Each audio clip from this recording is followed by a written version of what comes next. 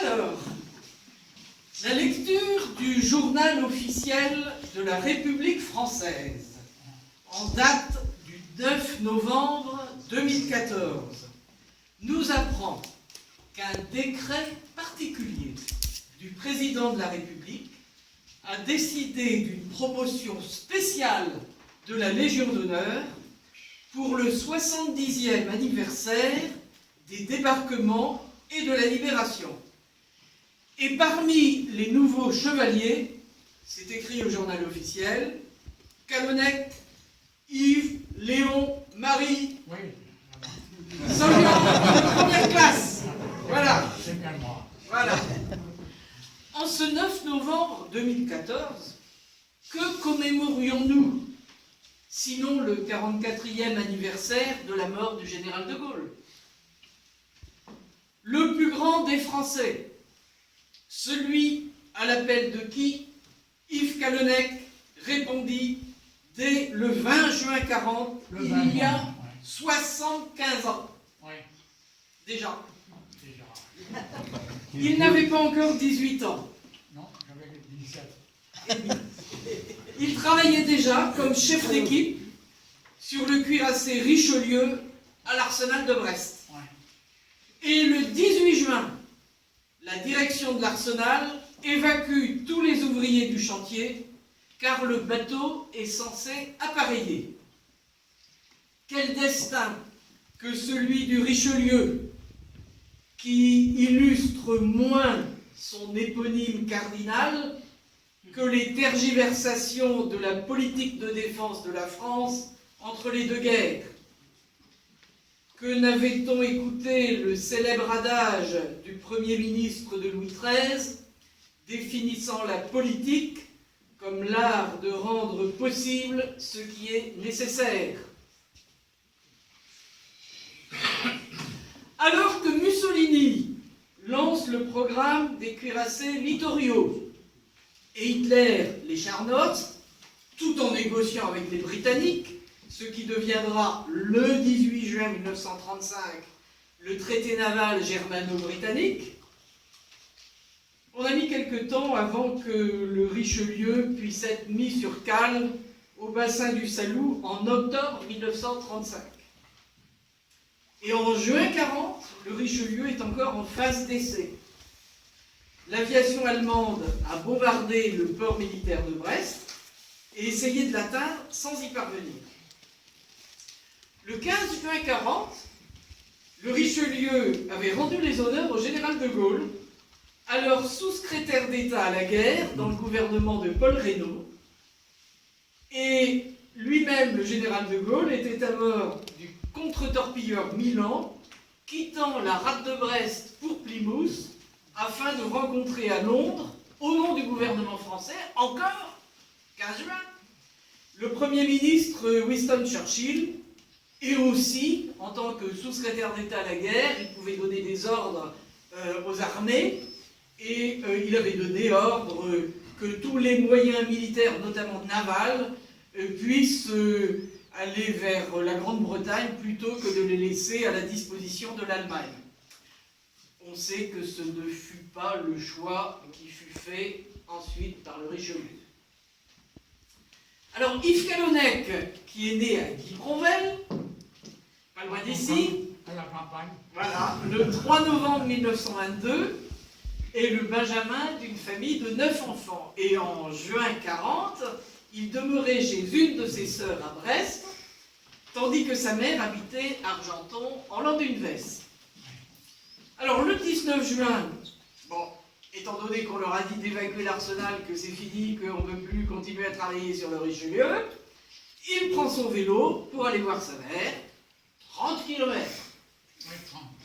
Il arrive à Argenton, et sa mère lui dit aussitôt, « Yves, ici, tous les jeunes s'en vont. » Ah bon. Pour Yves, il n'y a pas à tergiverser.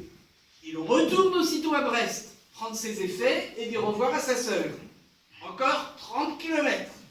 Et il revient aussitôt à Argenton, 90 km dans la journée du 19 juin 1940. Le lendemain, 20 juin 40, il embarque sur un bateau de pêche d'Argenton, direction le port de Lampol à Ouessant. Mais le bateau n'a pas assez de carburant pour faire le grand tour de l'île, hein, parce que le port étant à l'ouest et le fromeur étant ce qu'il est, il faut remonter pour revenir ensuite sur Lampol. C'est pour ça qu'il débarque au Stif, encore 4 km à pied cette fois-ci, pour rejoindre le port de Lampol. Alors il y a foule sur les quais. Il faut savoir que l'île d'Ouessant est un des points de regroupement de ceux qui voulaient partir pour l'Angleterre.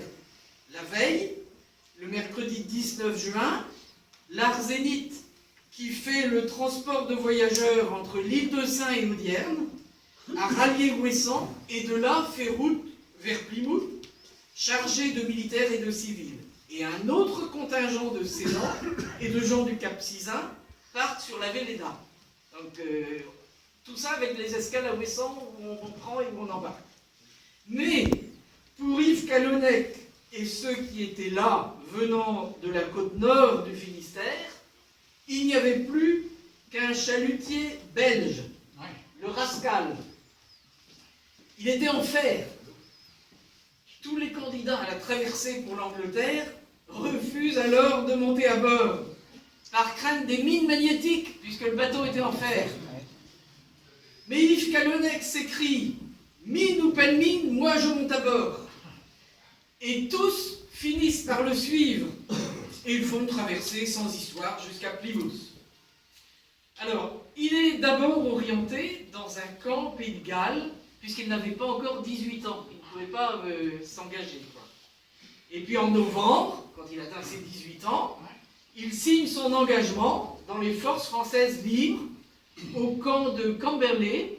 Je crois qu'il y a, tout à l'heure, vous pouvez regarder, il y a une vidéo qui va passer là sur la vie au camp de Camberley.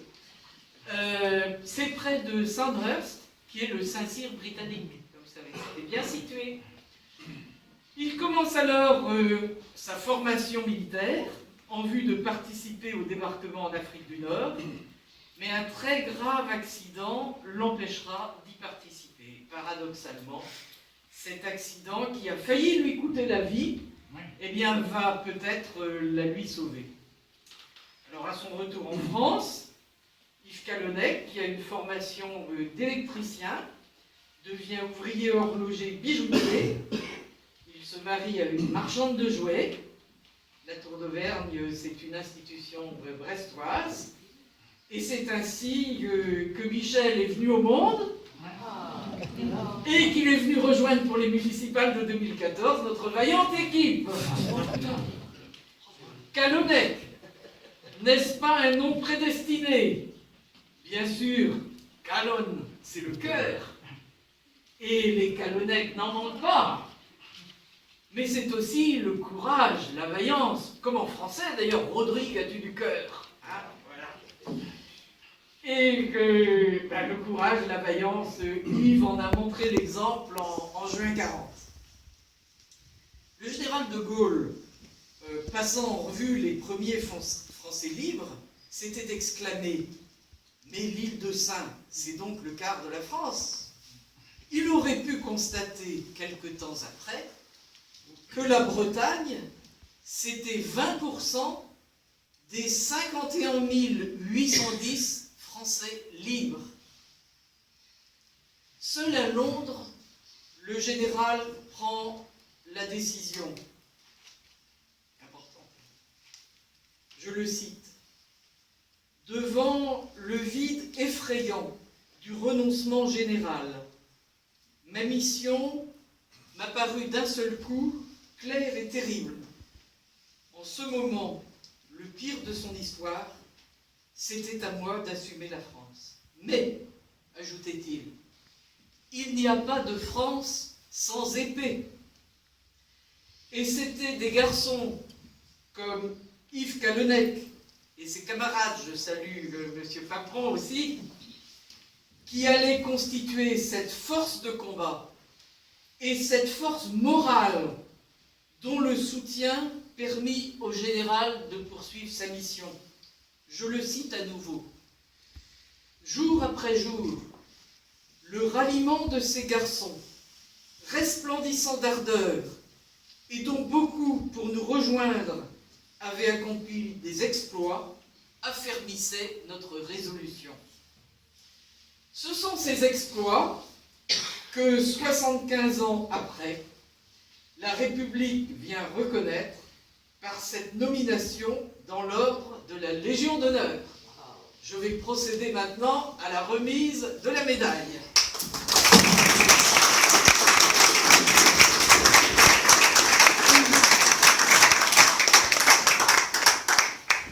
Je vais me lever. Bon, allez. Yves Callennec, au nom du président de la République et en vertu des pouvoirs qui nous sont conférés, nous vous faisons chevalier de la Légion d'honneur.